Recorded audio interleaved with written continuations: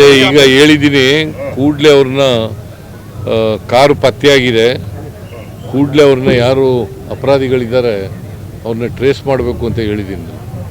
ಬಿಜಾಪುರದ SP phone ಮಾಡಿ ಕೂಡಲೇ ಅವ್ರನ್ನ ಮಾಡಬೇಕು, ಮತ್ತು ಯಾರು ಈ ಅಧಿಕಾರಿಗಳನ್ನೆಲ್ಲ ಅಲರ್ಟ್ ಮಾಡಲಿಕ್ಕೆ ಹೇಳಬೇಕು ಅಂತ ಹೇಳಿದ್ದೀನಿ. ಸೆಕ್ಯೂರಿಟಿ ಗಾರ್ಡ್ಗಳನ್ನ ನೇಮಕ ಮಾಡ್ಕೊಳ್ಳೋರು ಬ್ಯಾಂಕ್ನವರು, ನಾವು ಪೊಲೀಸ್ನವರು ಪ್ರೊಟೆಕ್ಷನ್ ಕೊಡ್ತೀವಿ ಅಷ್ಟೇ.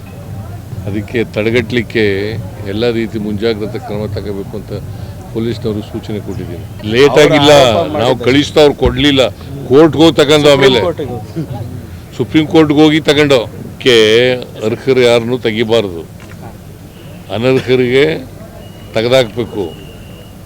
ಆಮೇಲೆ ಒಂದು ವೇಳೆ ಅರ್ಹರು ಬಿಟ್ಟೋಗಿದ್ದರೆ ಅಂಥವ್ರನ್ನ ಹೊಸದಾಗಿ ಸೇರ್ಪಡೆ ಮಾಡ್ಕೊಳ್ತಕ್ಕಂಥದ್ದು ಮಾಡಬೇಕು, ಅನರ್ಹರನ್ನು ತೆಗೆದಾಕಬೇಕು ಅಂತ ಸೂಚನೆ ಕೊಟ್ಟಿದ್ದೀನಿ.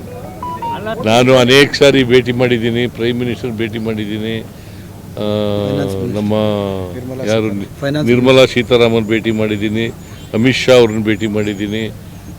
ಏನು ಸರ್ಕಾರ ಸ್ಪಂದಿಸ್ತಾ ಇಲ್ಲ, ಏನು ಮಾಡೋದು ಕೇಂದ್ರ ಸರ್ಕಾರ? CID ಎಂಕ್ವೈರಿ, CID ಕೂಡಲೇ CID ಎಂಕ್ವೈರಿ ಮಾಡಿಸ್ತಾ ಇದ್ದೀನಿ. ಅಶೋಕ ಹೇಳ್ದಾಗೆಲ್ಲ ಕೇಳೋಕ್ಕಾಗಲ್ಲ ನಾವು.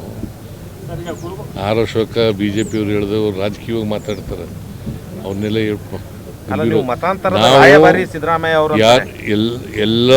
ಎಲ್ಲ ಇದನ್ನು ಕೂಡ ತಪ್ಪದೇ ಸೋಷಿಯೋ ಎಕನಾಮಿಕ್ ಶೈಕ್ಷಣಿಕ ಎಜುಕೇಷನಲ್ ಸರ್ವೆ ಆಗಬೇಕು.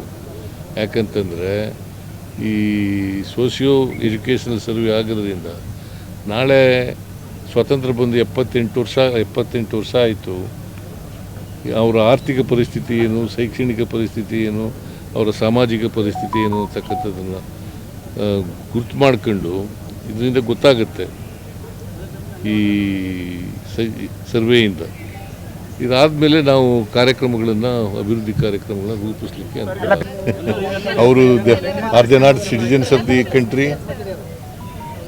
ಕ್ರಿಶ್ಚಿಯನ್ಸು, ಮುಸ್ಲಿಮ್ಸು ಈ ದೇಶದ ಪ್ರಜೆಗಳಲ್ವ ಅವರು?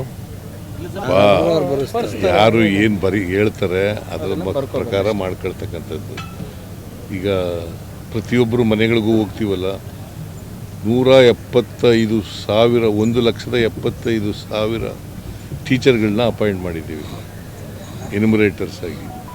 ಅವ್ರಿಗೆ 120ರಿಂದ 150 ಮನೆಗಳು ಕೊಟ್ಟಿದ್ದೀವಿ. ಅವರು ಪ್ರತಿ ಮನೆಗೂ ಹೋಗಿ 22ರಿಂದ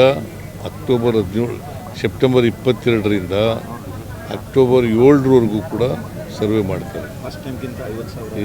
ಲಾಸ್ಟ್ ಟೈಮ್ಗಿಂತ ಈ ಸಾರಿ 40,000ಕ್ಕೂ ಹೆಚ್ಚು ಟೀಚರ್ಸ್ಗಳನ್ನ ಅಪಾಯಿಂಟ್ ಮಾಡಿದ್ದೀವಿ. ನೋಡಪ್ಪ, ಇದು ಹಿಂದಿನ ಸರ್ಕಾರದಲ್ಲೇ ಮಾಡಿತ್ತು, ಯಾರು ವಿರೋಧ ಮಾಡಬೇಕಾದಂಥ ಅಗತ್ಯ ಇಲ್ಲ. ಇದಕ್ಕೆ ಕೇಂದ್ರ ಸರ್ಕಾರ ತೀರ್ಮಾನ ಮಾಡೋದು, ಕೇಂದ್ರ ಸರ್ಕಾರ ಎಲ್ಲ ತೀರ್ಮಾನ ಮಾಡೋದು, ಶಿಫಾರಸು ಮಾಡೋದಷ್ಟೇ. ತೀರ್ಮಾನ ಮಾಡೋರು ಯಾರು? ಯಾರು ವಿರೋಧ ಮಾಡಬೇಕಾದಂಥ ಅಗತ್ಯ ಇಲ್ಲ. ಅವರು ಎಷ್ಟಿಗೆ ಬರ್ತಾರೆ ಅನ್ನೋದಾದರೆ ST ಮಾಡ್ತಾರೆ, ಇಲ್ಲವರೆ ಇಲ್ಲ ಅಂತ ಮಾಡ್ತಾರೆ. ಇಲ್ಲ, ಈಗ ಅದೆಲ್ಲ ಮಾಡ್ತೀವಿ, ಅಧಿಕಾರಿಗಳನ್ನೆಲ್ಲ ಮಾಡ್ತೀವಿ, ಇಲ್ಲೇ ಇರ್ತದೆ ಸಚಿವಾಲಯ, ಇಲ್ಲೇ ಇರ್ತದೆ. ಈ ಭಾಗದ ಅಭಿವೃದ್ಧಿ ಕೆಲಸಗಳಿಗೆ ಇನ್ನೂ ವೇಗ ಕೊಡ್ತಕ್ಕಂಥ ಕೆಲಸವನ್ನು ಮಾಡ್ತೀವಿ.